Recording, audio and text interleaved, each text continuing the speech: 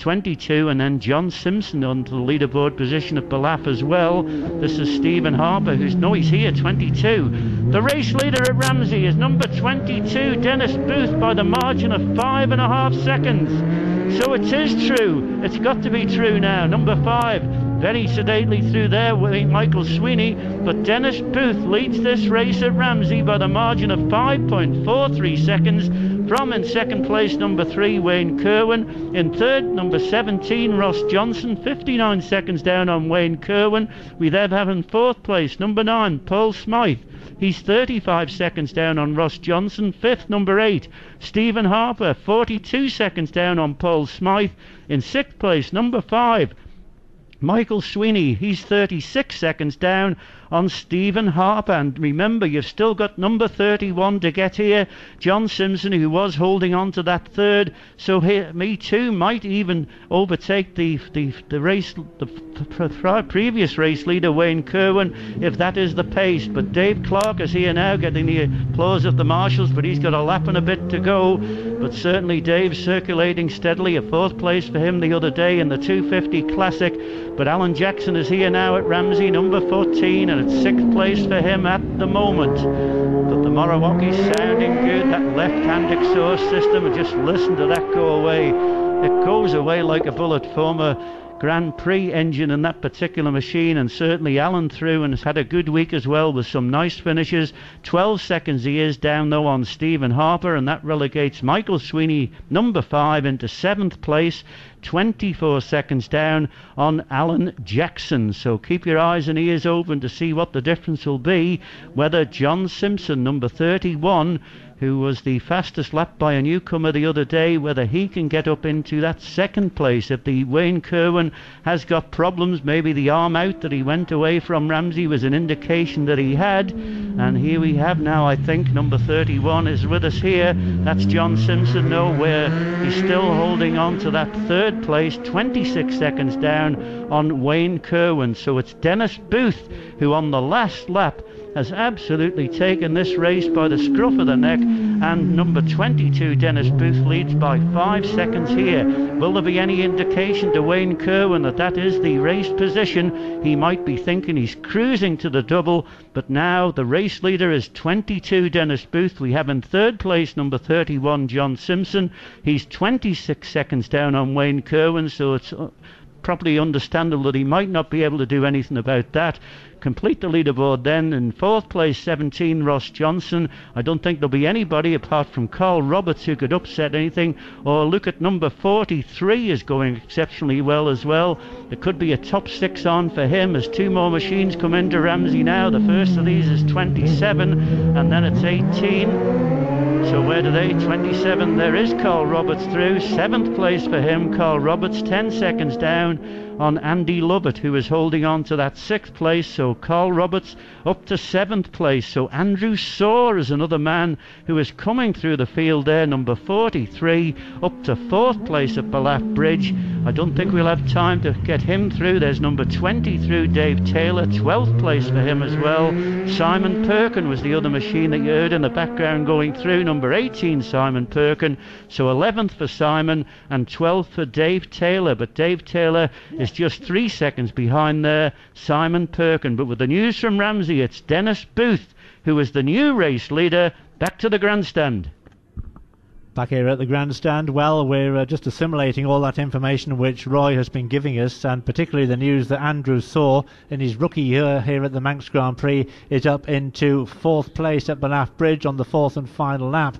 He was in 5th place at Glen Helen, so he's clearly making a move. But I've said more than once during commentary on the Manx Grand Prix this year what an impressive crop of newcomers we've got, and that's being underlined yet again with John Simpson in a podium position and Andrew Saw in 4th place, just waiting to swoop in case anything goes wrong. And of course we don't know exactly what's happening with Wayne Kerwin, except that Dennis Booth has really opened up a huge gap on corrected time at the bungalow, now 42 seconds ahead of Kerwin crossing the tram tracks. Kerwin up there on the mountain, 40 seconds still ahead of Ross Johnson, and a further 41 seconds behind is Paul Smythe Smythe currently in 4th place, but does that mean that John Simpson is going to be able to take that 2nd place away from Wayne Kerwin, and could he even fail to get a place on the rostrum, because clearly things have not gone well for Wayne on this final lap of the race. Well, it is unpredictable racing round here. All sorts of things can happen to affect you, notably the weather, and the weather has really closed in. I can't see the mountains to the west at all now, so it was a very good decision to start the race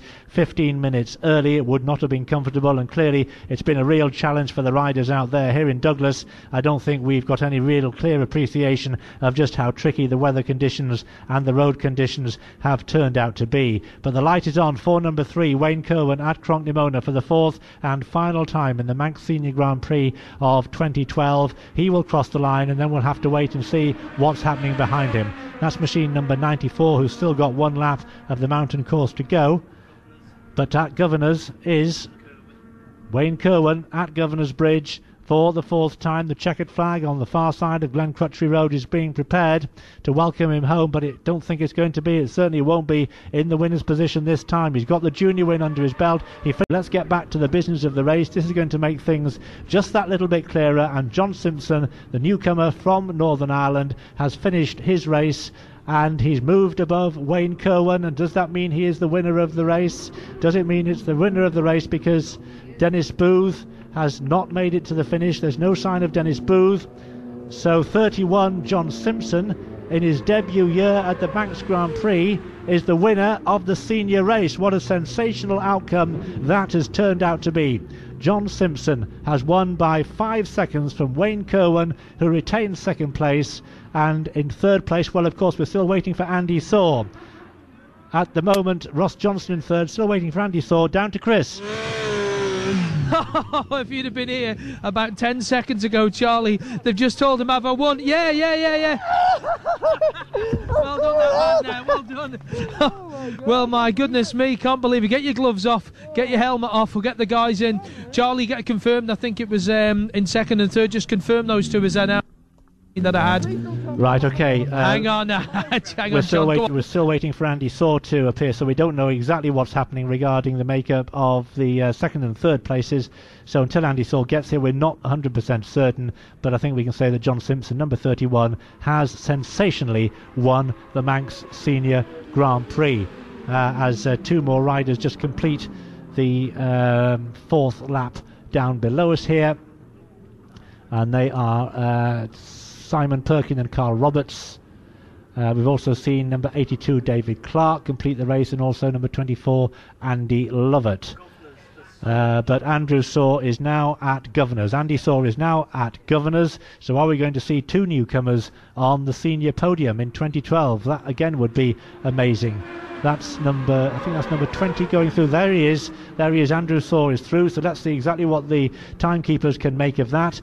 Andy Saw has ridden an absolutely superb race, and he is in 2nd place. Andy Saw takes 2nd place, 2 seconds behind John Simpson. Wayne Kerwin is 3rd, 3 seconds down, and Ross Johnson is nudged off the podium right at the end of the race. Chris Kinley. A newcomer's just knocked Ross Johnson a 4th, and he's just been told as well that newcomer's just come in. So there's Simpson with the win, Kerwin 2nd, and the other Saw in 3rd.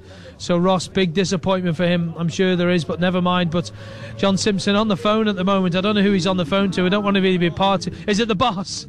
Is it the boss? It is. I'm sure it is. So we need to get that Saw lad in here. Hang on, we need to get him in here. There we go. Yeah. Right, we need to get him chat with him because we're live on the radio. Saw is 2nd and Kerwin in 3rd. Wayne Kerwin in 3rd and Saw is 2nd, okay? 3rd place for Wayne, 2nd for him. John Simpson, Senior Manx Grand Prix winner. I can't believe it at all. It hasn't hit me yet. I thought, they came in at the pit stop and the team told me you were sick for a while and you're way down now in about 20th. I thought, all right, they must be going mad in the slippy conditions, and I just sort of took my time. And 3rd lap was a bit slippery, and the 4th lap was wet almost all the way around. And just took it steady. I'm on dry tyres. I can't believe I won that, It was a wee bit towards the end. I sort of thought at the end there, I've had a fairly clear run at this particular lap, and I thought I better really take it easy at the very end. And there was a couple of little moments, and I can't believe I've won it. was the last time a Triumph won a Senior Manx Grand Prix, eh? I haven't a clue. It must be decades ago. Years and years. About the rest of the race, obviously conditions out there not fantastic after lap 2. No. I always sort of take off steady in the first lap, and I sort of knew I couldn't do that because they said there was a shower coming. I thought I better get the hammer down. Like, first lap was good, most of the way around, but I was, they kept saying there was dump bits, so I kept an eye out open for them. And then in the second lap, a little bit of spray in the visor, and it's sort of mental rain. You know the track's still more or less dry, but you've got all this water in your visor, and you think better back it off a bit. And then the third lap, it started getting proper damp, and a couple of little but nothing. No head shakers, not really out of shape anywhere. And then the last lap was proper wet. I thought, oh, this is horrible. I just can't believe it. It's unreal. So the next time you go to your European Superstock or whatever you're doing on the British circuits around Europe, you're going to be announced as the Senior Manx Grand Prix winner. Do you know what that entails tonight at the presentation? A ride in the chair, I would imagine. Are you looking forward to that? Oh yeah. I thought, after the newcomers race and it breaking down, I thought, I ain't going to get a ride in a chair now. Hey. Brilliant. I'm going to get hammered tonight. Congratulations. Right, and to give him a cheer, ladies and gentlemen. Newcomer, well done. Brilliant stuff. Good stuff. All right, let's get the official differences from the times, actually, Charlie, and let's have a little look. It was 2.03 seconds. Wow. And then 3 seconds further back, 2.03 seconds for Andrew Saw. So a newcomer in first, a newcomer in second, and a very experienced man in third, and we'll get the story.